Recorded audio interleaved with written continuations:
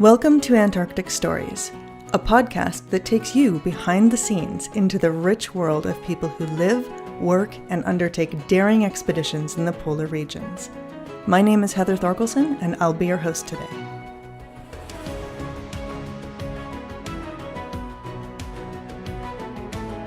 Graham Charles is one of New Zealand's most versatile outdoor professionals. With over 30 years of professional outdoor experience and qualifications to the highest levels, he loves to share his passion for adventure, leadership, and the outdoors with clients and students around the world.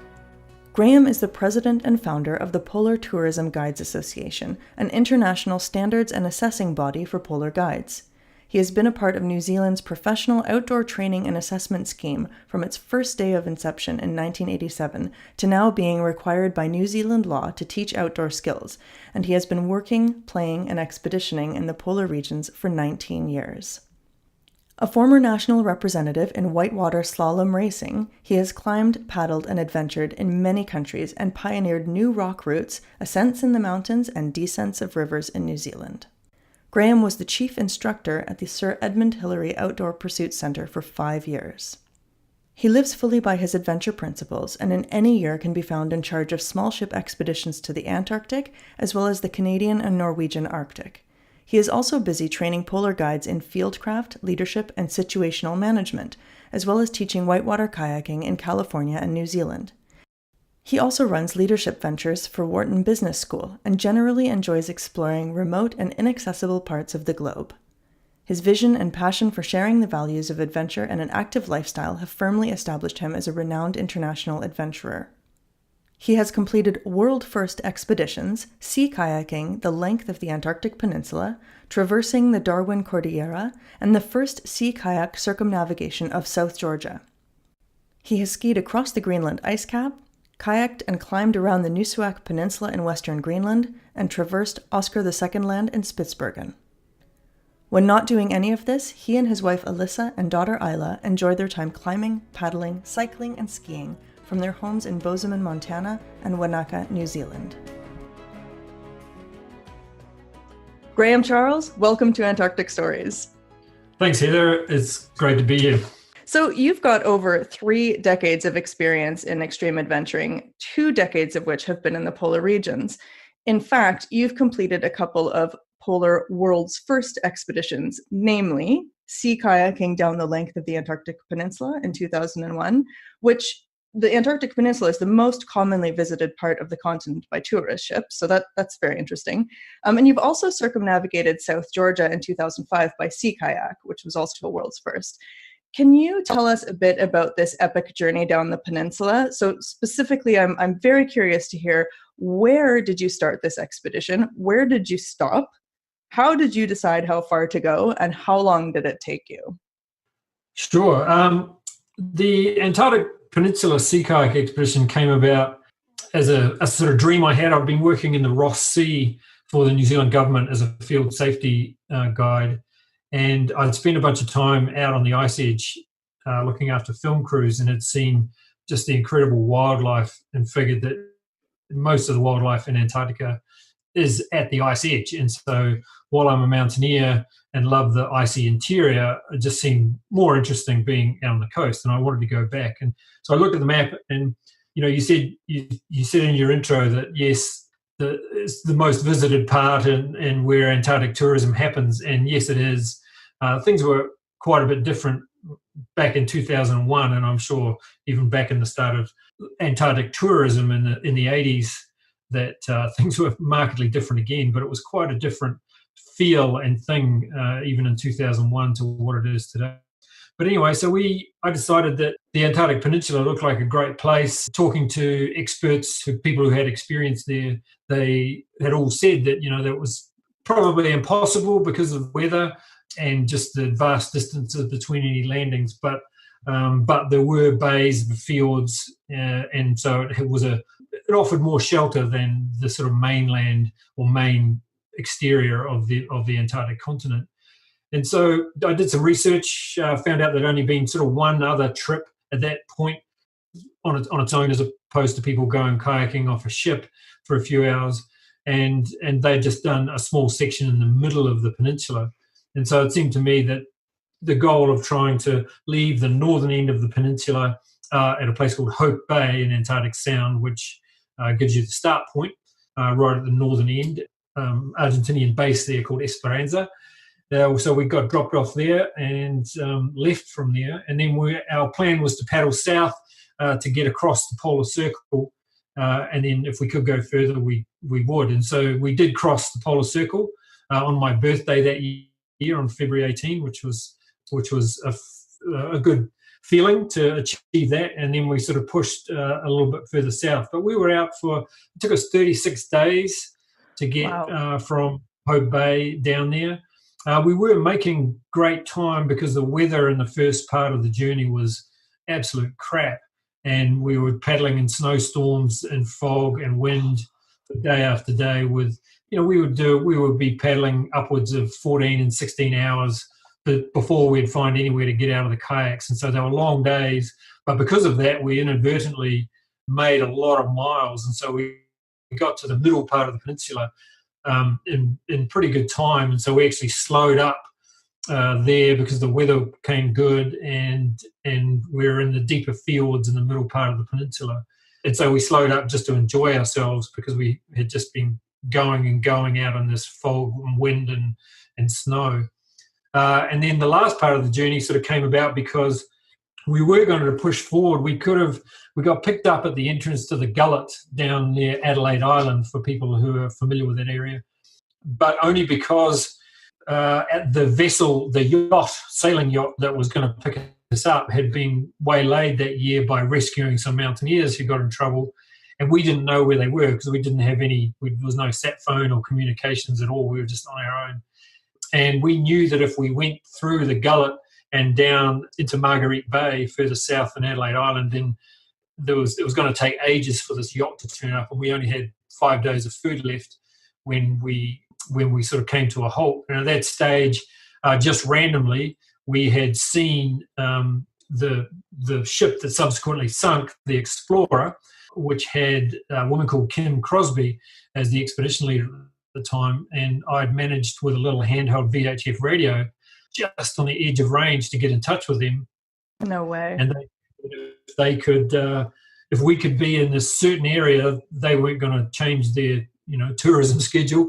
But if we could be in this certain area at the end of the day when they were heading north again, they would pick us up and give us a lift to back down to Port Lacroix, where we would plan to wait until we found out anything about the sailboat that was supposed to take us back to Ushuaia. So we ended it there. We could have gone further, and I would really like to carry on from there, but maybe that's another trip. But, that trip has still stood. It's been tried a couple of times before, and groups just haven't managed to get that far.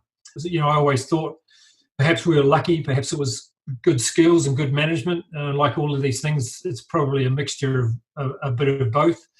Some people tell me that particular summer season in Antarctica was particularly tempestuous with storms and things, but we just did a lot of paddling in stormy weather and kept going. Well, that's one of the things I was going to ask you about. Before you even mentioned that you didn't have any sat phone or anything, I was thinking, okay, this is 2001. The technology was so far behind what we have now. I mean, did you have any concept of the weather forecast? Because obviously down there, the weather's changing on a dime often, and often on tourist ships, when passengers ask us, what's the weather like today? We say, go out on deck and check, because however it was in the morning might be very different in the afternoon. So basically you're saying you had no idea what was going to be happening with the weather as you moved along the peninsula, correct? That's absolutely correct. We had with us a small handheld VHF radio as a long shot emergency thing. If we happened to see a vessel somewhere off in the distance, we might be able to get hold of them, but we used it once on day 37 of the trip, and that was it.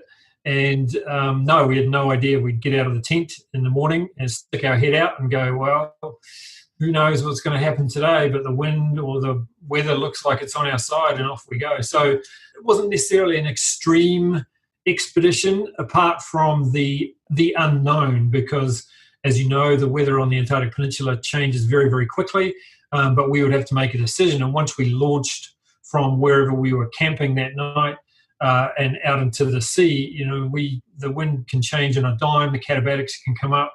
And so We would spend these long days in our kayaks just wondering if this was the day that we got it wrong and we were going to be, in 60 knots and unable to do anything with it, and we would be history. Oh my gosh, I can't even fathom what that would have been like. And of course, in 2001, these days, we've got dozens of cruise ships going down. But in 2001, do you remember roughly how many tourism vessels would have been frequenting the area while you were there? I have no idea what the full number of cruise vessels that would have been around at that time. We saw probably 3.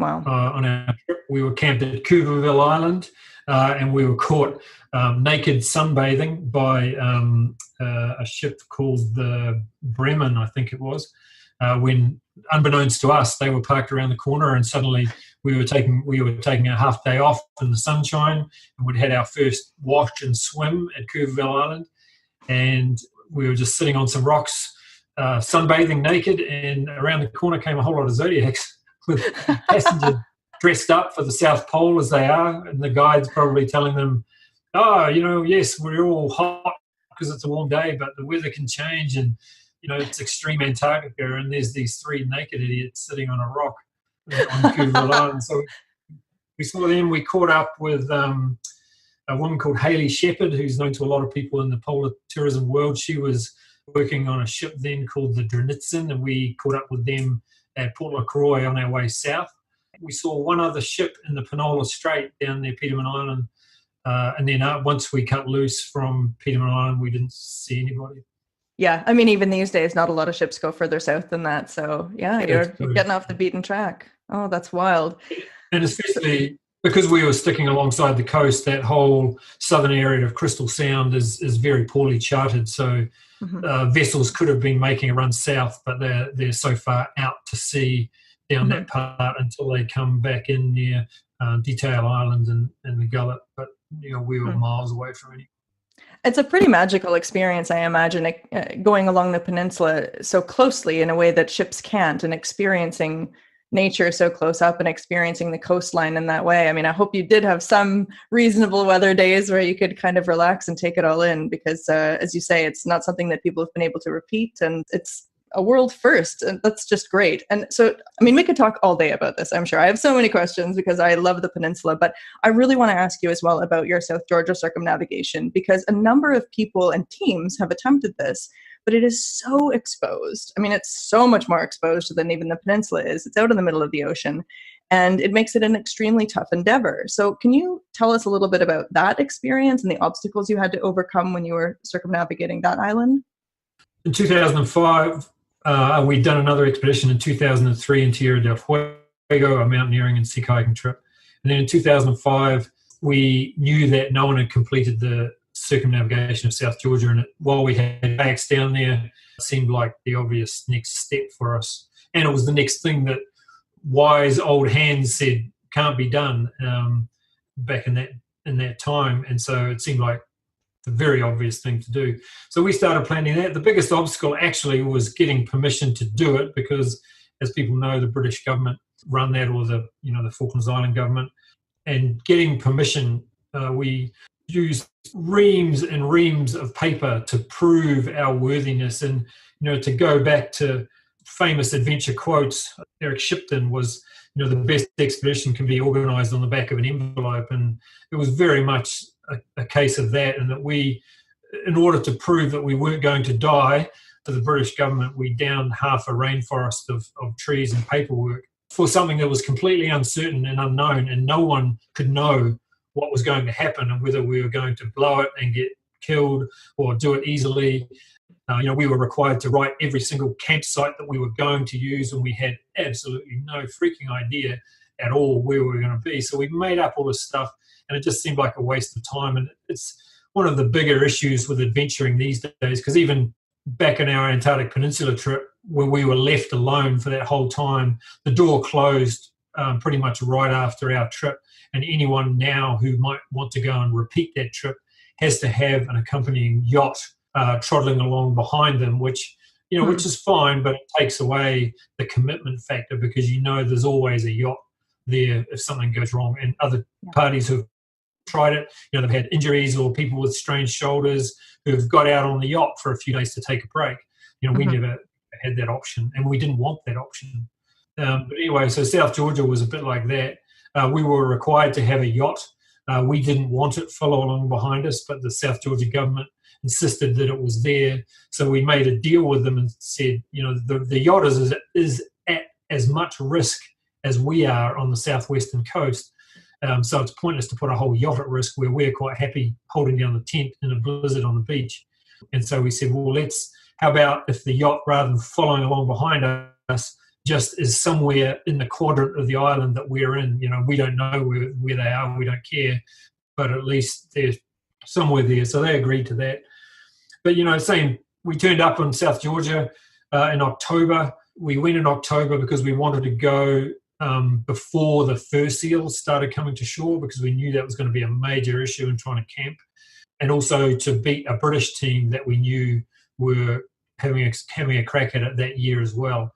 And we knew that October was probably more tempestuous and cold, which it was, but we knew that if we wanted to get the first, then we needed to do that. So, so we rolled in October 2015. Spent a few days once again convincing the South Georgia government that we were worthy and we weren't going to kill ourselves when we had no idea what was going. And we left one evening in absolute dumping snowstorm, to, I guess, the exasperation of the South Georgia government people who would, after we had tried to tell them we were sane, we were then heading off out in the evening into a ditching snowstorm.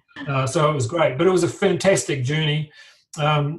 It came together much easier than we'd expected. We left with a plan of 30 days food to get around. The distance was nowhere near as long as the Antarctic Peninsula. It's only around 560 kilometres to get around all of South Georgia. Yep. Whereas we were 860 kilometres on the Antarctic Peninsula.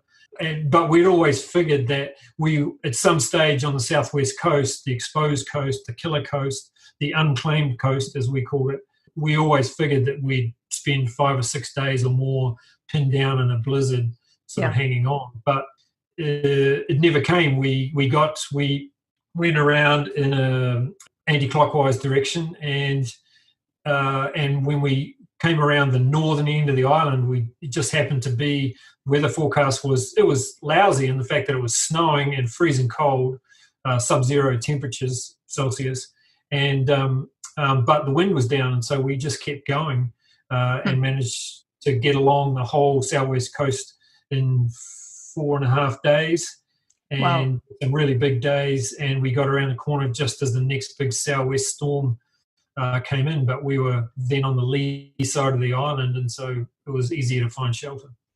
Oh my gosh, that's amazing. I guess that's really key, right? If you've got good weather, you just gun it. Just go as far as you possibly can when you're in that danger zone. Yep, that's right. And good weather's key. And, a subsequent trip around, a group of Australian guys who are very, very strong endurance athletes, they go around, they had fantastic weather. I think it took them maybe only 3 days to get down the southwest coast. They were paddling huge mileage. They're very, very fast and fit guys, and they knocked out the whole trip in about just under 2 weeks. Wow. We took 19 days. We slowed up. Once we got around the corner, we slowed up because, again, like the Antarctic Peninsula, we'd been working super hard, putting in long days, and then at that point, once we knew we weren't going to get killed on the southwest coast, we knew we could slow up and enjoy it. So we got some fantastic weather once we came around the corner, and we were doing short days. We had a layover day at Gold Harbour in perfect mirror calm sunshine, and so we weren't in a hurry. And so we finished off in beautiful weather in Grytviken. Then we were fit by the time we finished, and it took us 19 days, but we were ready. I would have gone around again if we could have. It was so much fun.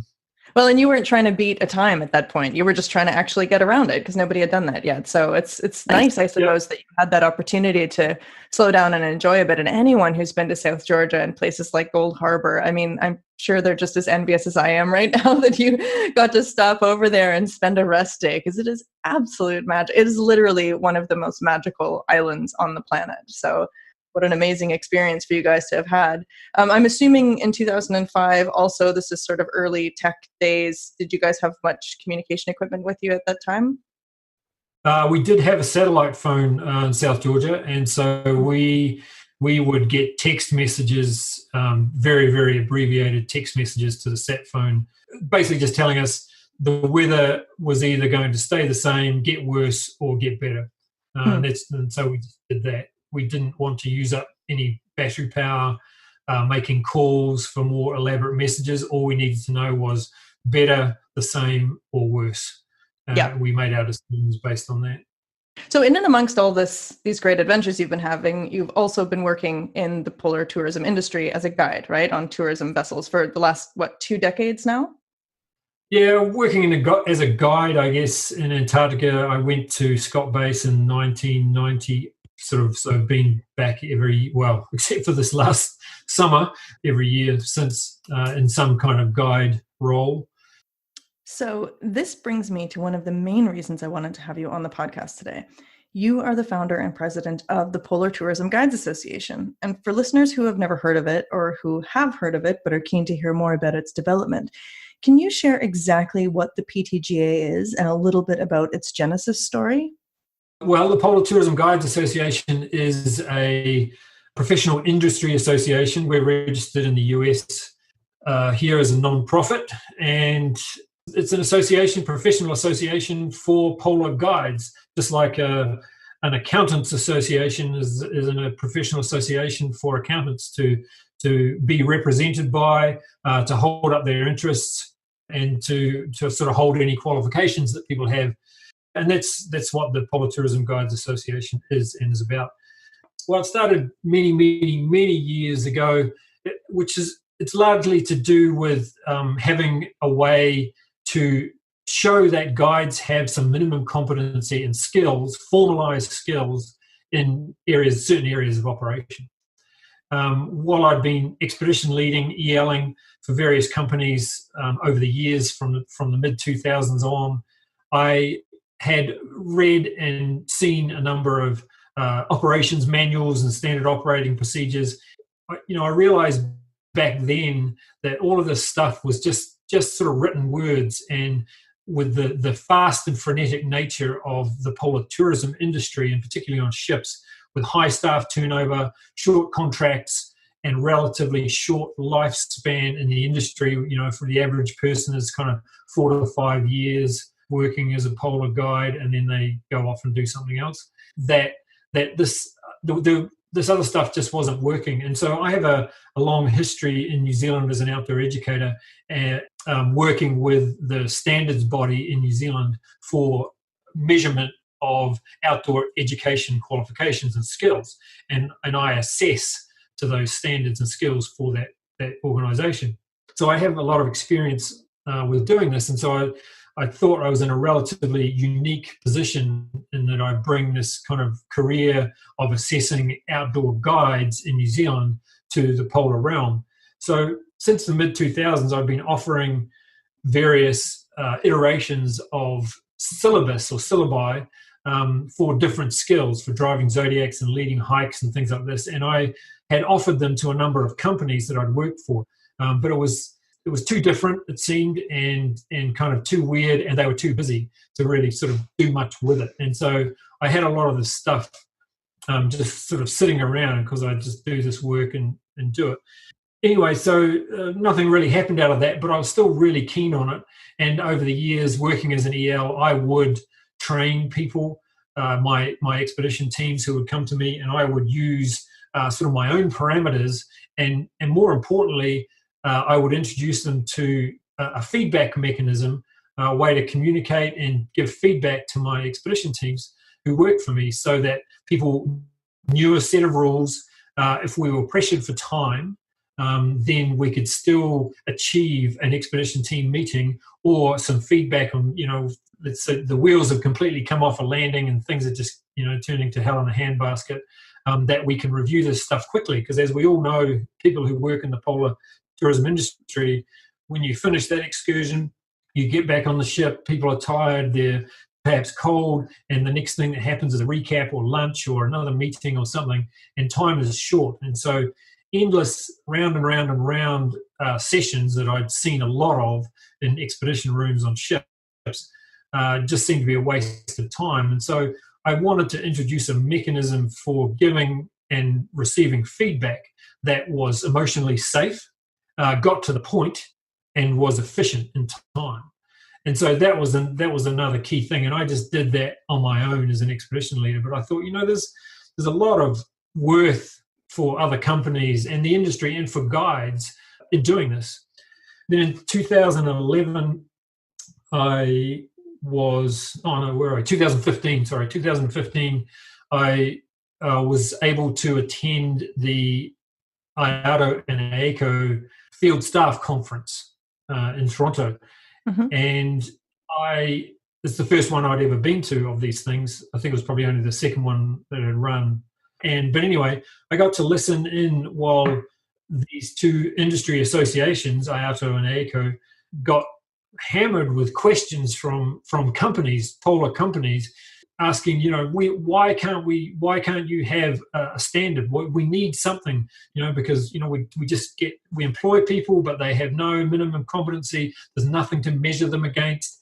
There's no one to be held accountable for this stuff. We have to use anything from the Royal Yachting Association boat driving thing in a harbour in the UK, or Sydney or something or other as our boat driving thing. Why can't we have something for the polar industry? But it was a political hot potato, and I'm not even going to go into all of the other reasons why IATO and AECO couldn't touch it at that stage. But I thought, well, this is ridiculous. I'd never heard this amount of kind of this call for these things, and the fact that these companies needed some direction and steerage. Mm-hmm. And so I thought, well, let me try and help with this, because I have expertise in this exact area. Mm-hmm. And so I approached IATO at the time, but the time wasn't right, and it didn't pan out. And I thought, well, okay, well, that seemed like the obvious option, but screw it. We're just going to do it on my own, and mm-hmm. and get some people. I know a lot of senior industry people, a lot of senior guides, ops managers, and people moving into management and political positions now. And I knew that they shared the same values that I did about training and development, and about trying to professionalize this polar guiding industry, because there was nowhere else to hang a hat or hang a toque or whatever it is that you wear as a polar guide on, and say, I am this. I am a professional polar guide. No one could say that prior to the PTGA. Well, you could, but if someone said, so how do you measure that? And then it's like, well, I just think I am. That's it. And so upon talking with a number of my peers and people who I knew shared the same values, and throwing it out to them, was like, well, look, let's do this. I knew that I didn't want to do it half-assed. It couldn't just be a voluntary club. Hence setting it up as a full legal entity, as a non-profit industry association in the US. To be legal, we had to have a board, an advisory board, articles of incorporation, the whole works. And so it took an awful lot of work. And in the early days, it was just myself bouncing ideas off people as we got going. I invested a lot of money mm-hmm. personally to get this thing going. But then finally, to 2017, we had our initial board of directors, a good advisory board, and we started building a website and getting things up and running and taking memberships. That was great. It took a couple of years to get all that stuff sorted out, and now now we're up and running and really providing a really valuable platform for polar guides to hang their hat on, or any other version of headwear, to actually say that they are a polar guide. And if anyone were to ask, what does that mean? Here are the measurement levels. This is what we work to. This is what it means in the number of days that I've worked in the polar tourism industry or the polar industry to be able to achieve this level of status. And it's bona fide. It's real. It has a lot of traction now, and it's only going to grow. I've watched it grow, and it's been such a labor of love on your part. There's no doubt. It's quite impressive to take on something so big when, as you say, it sort of was the whole concept of certification and assessment was a sort of a political hot potato amongst the different authorities involved. And just to add a little bit of context for people who aren't a polar guide or aren't sort of more closely aligned with the industry, we in the industry refer to the old days as the cowboy days, right? Because that's when it was sort of like, oh, anything goes, like you could literally walk up to the pier in Ushuaia as just a random, like a backpacker and say, oh, do you guys need an extra bartender on the ship? There are people still in the industry now who that's how they got their start.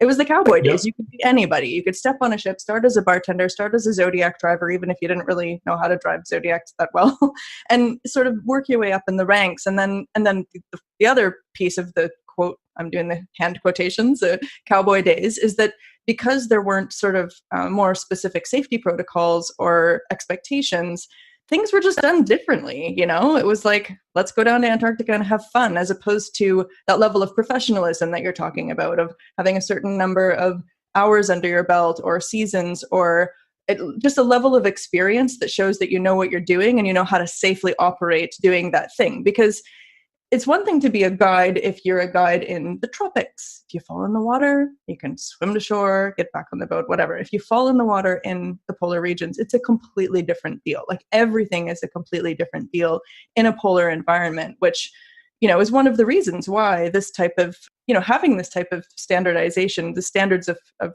professional qualification is so, I feel like it's more critical than in some other guiding arenas, let's say. So it's pretty exciting that you've gotten this far. Graham, besides yourself, who else is behind the PTGA? We have a board of directors, which has all of our board are senior industry representatives who work for a range of companies. And so that's one of the values that we bring to this, is that it's not a little nepotistic society of one particular place. We represent, well, all of our board members, all of our 7 board members work for competing interests in polar tourism, but they're on our board because they share the same value in training and development and a proudness at being good at being a polar guide. And one of the real strength of what we offer is that we aren't buried behind one particular company, because a lot of companies out there have their own training and or certification programs, and some of them are very good, and that's totally fine for them to do that. The problem is, because they operate behind closed doors and people aren't allowed to see what's actually measured and how that measurement is done, and whether it's fair, whether it represents anything in the broader industry.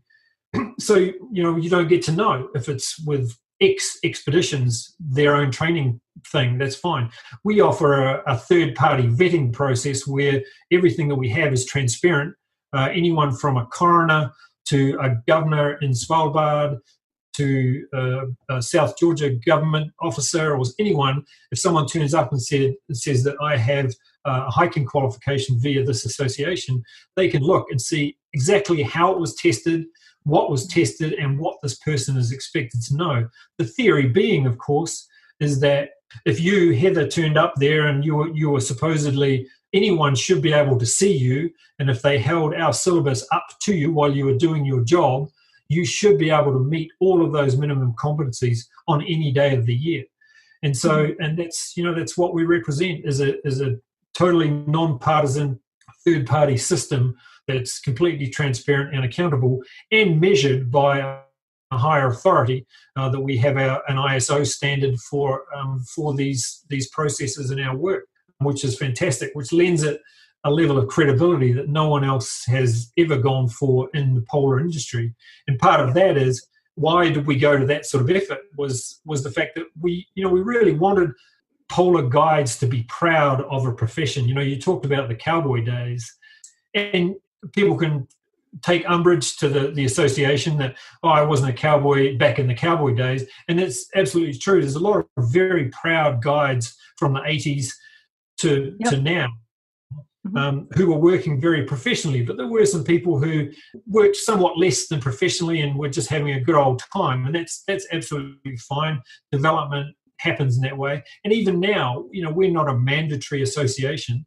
You look at the kind of people and the membership we have, these people who have opted voluntarily to join the association because they want to be measured, and they want to be able to hold something up and say, this is what I am. I'm a senior polar guide, and I'm proud of this, and I will work and hold up this code of conduct. And whether I'm in Antarctica or the Arctic or anything else where I represent this level, I'm proud of it, and I'm happy to be measured at any stage. And I think that's quite a statement for a guide to make. And we wanted a platform that wasn't tied to an individual company to be able to do that. Yeah, absolutely. And as you say, it's a natural progression, right? Any industry is going to start off with a lack of standardization like that. And eventually it matures to a point where not only is it more needed, but also people want it, like the industry is it's over 30 years old now, and it's growing. We're getting bigger ships coming into the industry. We're going to see more staff coming online, and having this opportunity, as you say, voluntarily to put up your hand and say, I want to be a member of this. I stand proud of the industry that I'm in. It's really great. I also think what you said earlier about having people involved with the board of directors and the advisory board being from, in some cases, competing interests is a really smart thing to do, because you're going to be really kind of on the outside. You're not pushing anyone's specific interest, but rather representing the industry as a whole. And it just gives it more credibility. Of course, being a guest who's interested in going to Antarctica, I would imagine that seeing, this company over here that I'm interested in booking with, they are a PTGA company. They facilitate certification for their guides if their guides want it, or that kind of thing. That's also a nice badge of professionalism and credibility.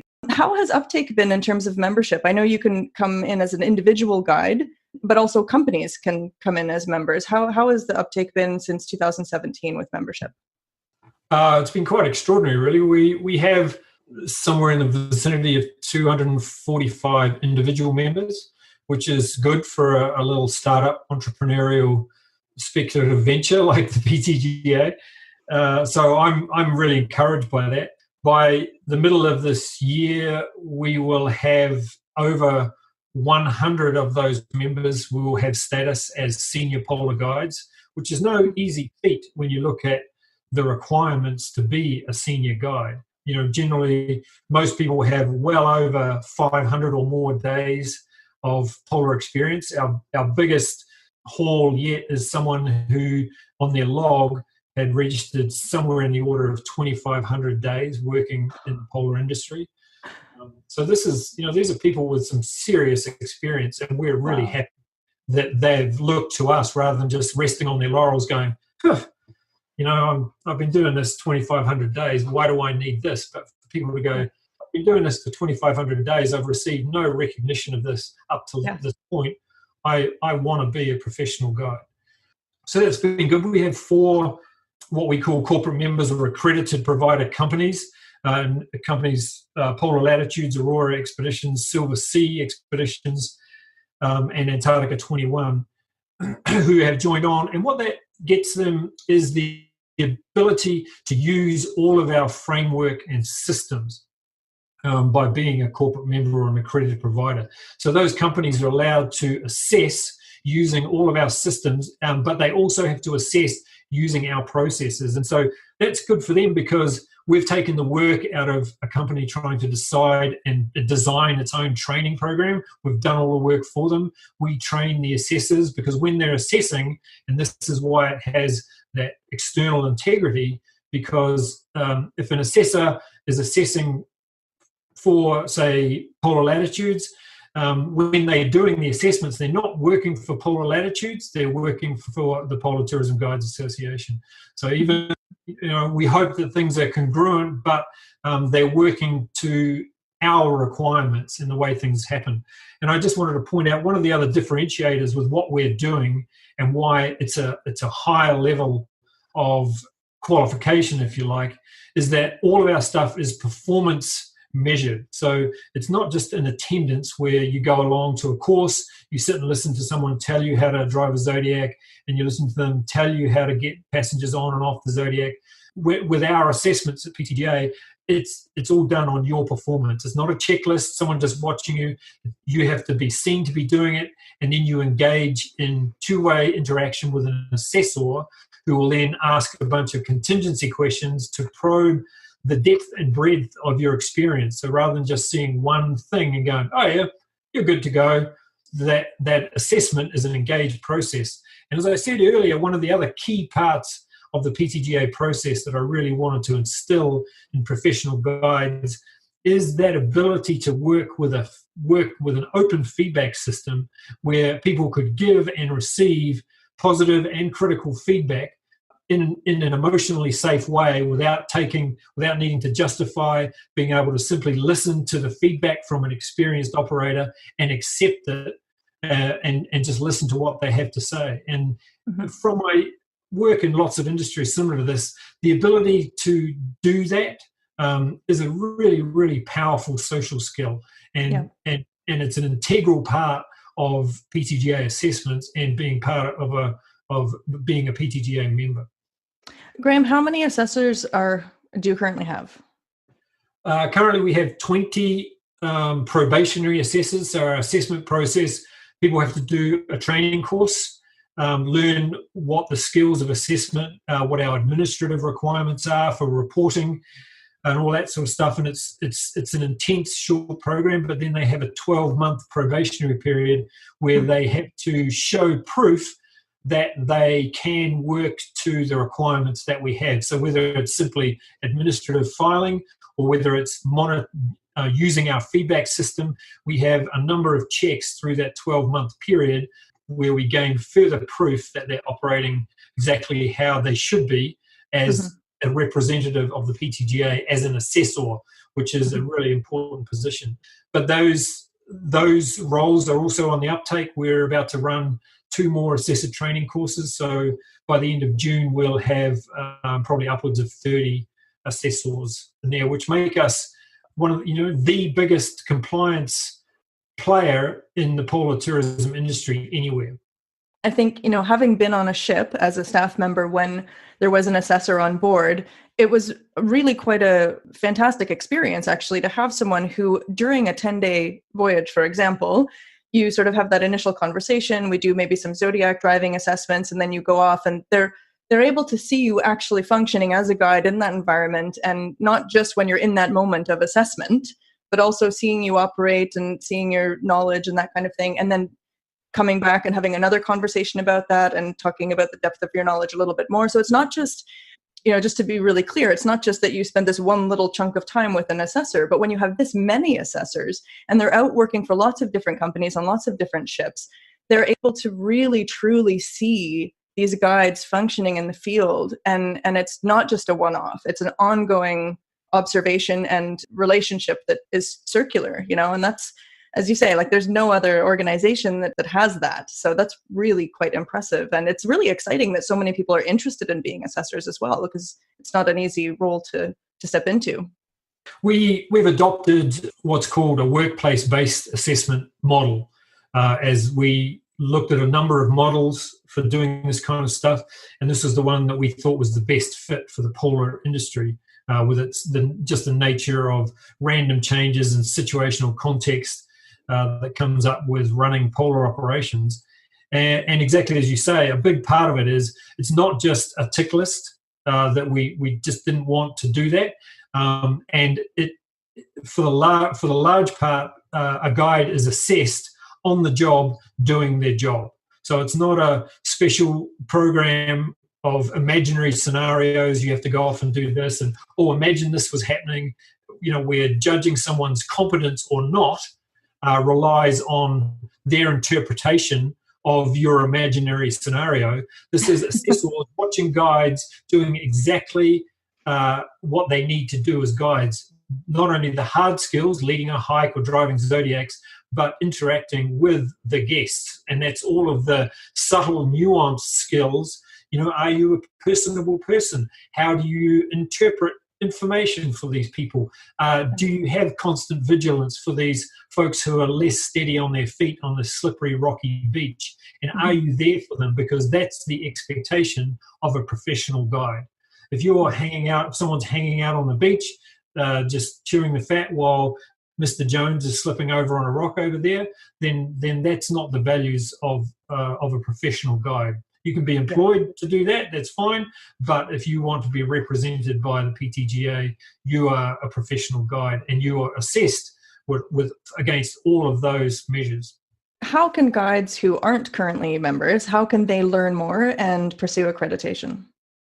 The easiest way to get a whole lot of information is to go to our website, www.polartourismguides.com, and sort of have a read through all that material. A big part of it is becoming a member, of course. If someone's not a member of the PTGA, they don't have status and they can't be represented, even if they've already been assessed. If they fall out of the system, they're not represented by us anymore, nor can they hold their qualifications. But in terms of getting qualifications, probably more difficult if you're just a random person at this stage, but over the next few years, we'll be working much harder at creating opportunities and places for guides to be assessed that aren't inside our accredited provider companies, as we talked about before.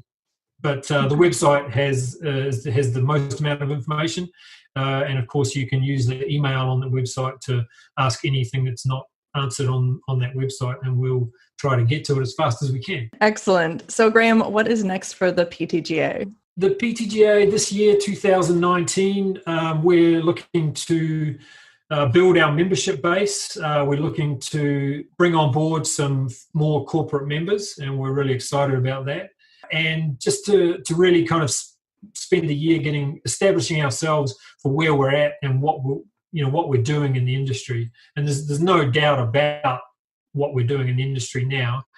We need to just sort of settle down with those things and just make sure that we're doing it all well. So it's the first chance we'd have really to have a look behind us at our systems and procedures and sort of just do a sweep up behind us before we sort of really start cranking forward, because the size of the organisation as it is at the moment, if instantly overnight we gained another 300 members, we don't have the administrative backup and systems in place to deal with that yet. So we have to sort of get prepared for that.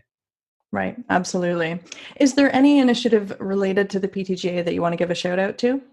Without being a member of the PTGA, you can, if you go onto our website, you can sign up for our newsletter called Brash Talk. Brash being the ice and also the double entendre. But yeah, you can sign up for that, and that's a really good way to just keep in touch with the industry and also to keep up to date with any changes that we have going on and just sort of general stuff from the industry, interesting things that are going on for a professional guide. We're not about a particular company doing a particular thing. We're there for individual guides. Well, thank you so much for all of the information you've shared today. It's been great to learn a little bit more about your history in the polar regions and then the birth and development of this great organization. I, for one, very much look forward to seeing the PTGA logo spread throughout the industry, because I think it's an excellent initiative, and I'm also a proud polar tourism guide myself. But thank you so much for your time, Graham. It's been a really great conversation, and we look forward to having you back sometime on the podcast. Thanks, Heather, and thanks for kicking off this initiative. It's been great to be part of it.